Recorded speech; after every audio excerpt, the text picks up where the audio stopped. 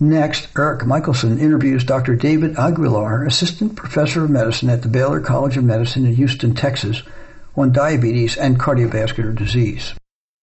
David, this is your subspecialty. Why is this important to us? Well, great to be here. I'm a practicing cardiologist, and just like many practicing cardiologists, diabetes and cardiovascular disease is very common. The prevalence of diabetes continues to increase throughout the U.S. It's estimated that about 10% of people will have diabetes in the United States.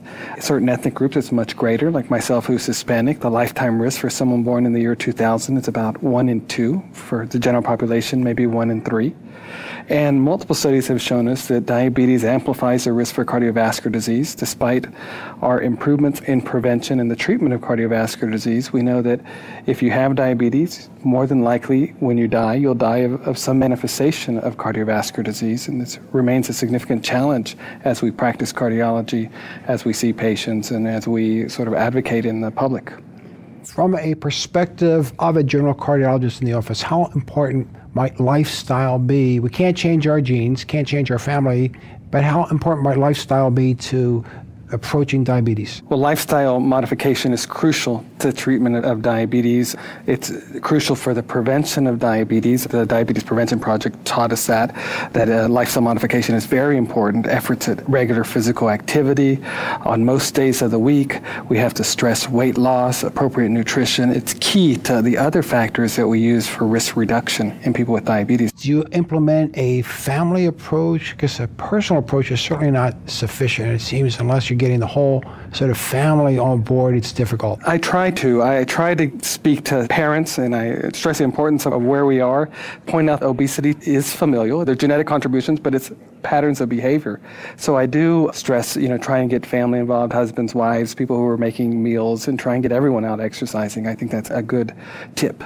Now, by the time diabetics reach cardiologists, it's beyond lifestyle. Most of the time they're on already multiple medications. Right, and when we approach the individuals with diabetes, they are on multiple medications for treatment of blood pressure, for example, for treatment of lipid therapy. These are issues that we have to address.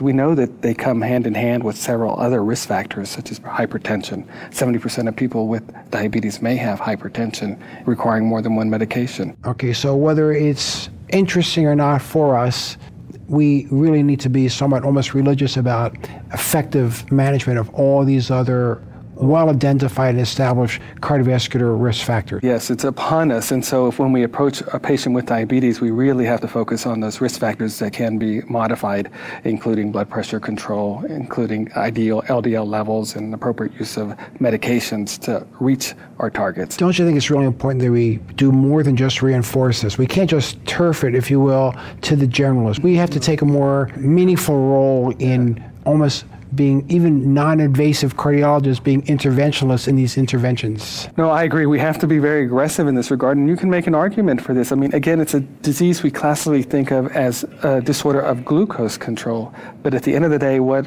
kills people or what contributes substantial to morbidity and mortality is cardiovascular disease. We may have not chosen to be an endocrinologist or a family medicine doctor, but we have to treat these individuals. It's our duty, I think, as clinicians. Okay, again, as a clinical cardiologist, I think most challenging for me to integrate into my thinking is the seeming paradox or disconnect between control of glucose and reduction of hemoglobin A1C and presumably the microvascular benefit, eyes, kidneys, and the fact that we're questioning the cardiovascular safety, the cardiovascular outcomes of large vessel problems, stroke, MI. So why should this be? I don't get it. These are really difficult issues, and we need more knowledge in the area of why some of the recent studies looking at intensive glycemic control, despite achieving hemoglobin A1C differences of approximately 1% intensive versus standard therapy,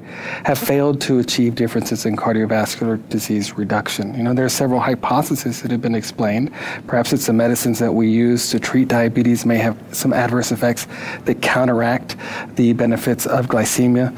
Perhaps we're reaching our patients in cardiology maybe too late. The ravages of vascular disease, endothelial function, the development of atherosclerosis has taken years to create. And now when we start to give them lots of medicines and be very aggressive, maybe the damage is done and the disease is less modifiable. Okay, how much confidence do you have in the old and well-tried medications? The metformins, for example. How much confidence do you have in these? If we look at the class of medications that are available for the treatment of diabetes, I think the most robust supporting data does support the use of metformin as a first-line therapy, which is recommended in treatment guidelines proposed by the ADA.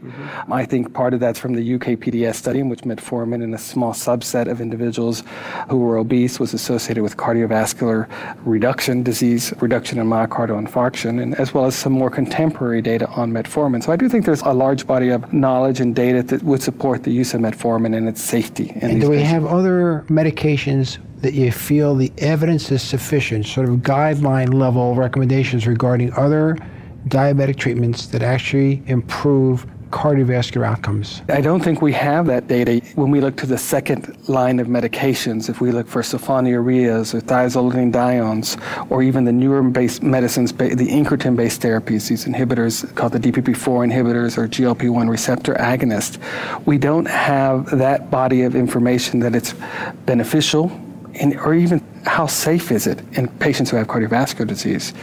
The good news is that in part due to regulatory requirements, in part just driven by the forces of the greater prevalence, the larger number of drugs available now to treat diabetes, that there are lots of ongoing studies that are looking at this. In fact, there are over 100,000 individuals being recruited or planned for recruitment in a variety of studies testing new diabetic agents, not for the treatment of glycemia, but rather for the reduction in cardiovascular disease as a primary outcome. Studies that should be completed over the next 5 to 7 years or so, and will provide a wealth of information to answer your question specifically about what agents may be beneficial, what agents are definitely safe. Well, it is quite promising that there are so many alternative approaches, things attacking the gut, things attacking the kidney, so many different places, but for the time being, we can't wait 5 to 7 years. So what do we do as cardiologists in 2012? We need to take a multifaceted approach, multifactorial approach at all the risk factors. I think when we look at the data supporting that,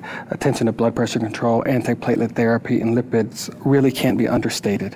When it comes to glycemia, I think guidelines recommend an individualized approach. Which guidelines? The American Diabetes has standards of care guidelines, and then a joint statement was issued by the AHA, ADA approximately 2 years ago, describing that, for hemoglobin A1C, the targets probably need to be very individualized depending on the individual's risk.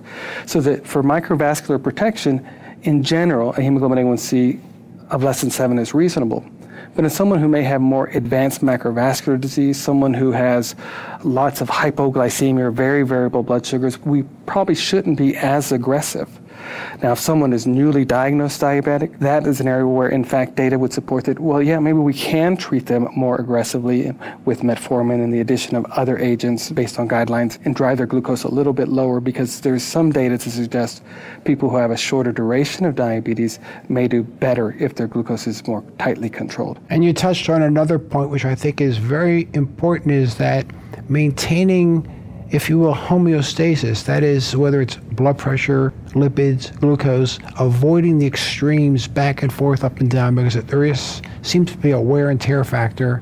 As a cardiologist, I don't want people being hypoglycemic. I don't want them being either hyper or hypotensive. And so these fluctuations probably incur additional risk for people who already have leaky vascular problems, large and small. I agree. This variability is really a marker of people who are at increased risk. Whether it causes it for glucose, we don't know, but I think the hypoglycemia is really something we want to avoid. And when we see people who are really all over the place, we do need to be careful. Well, David is an expert. Thanks for sharing your expertise with our audience. Thank you.